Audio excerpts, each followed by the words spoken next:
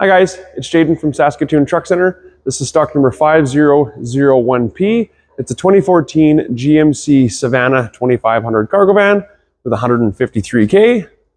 This one does come with the 4.8 liter V8.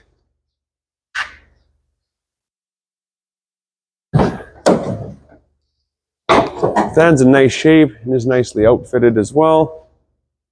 Adrian steel gear on all sides. There's a bulkhead with a pass-through, shelving and drawers on the driver's side. Refrigerant tank holder there. It's nicely set up for plumbing and heating with that refrigerant tank bottle storage. On the back, we've got a hitch as well as 4-pin and 7-pin wiring.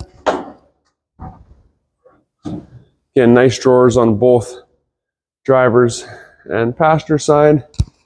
Plenty of individual little pull-out drawers, convenient for small little materials you're lugging around.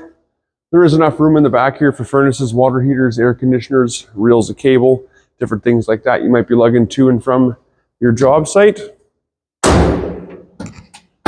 Roof racks can also be added onto the top if need be, depending on what type you're after.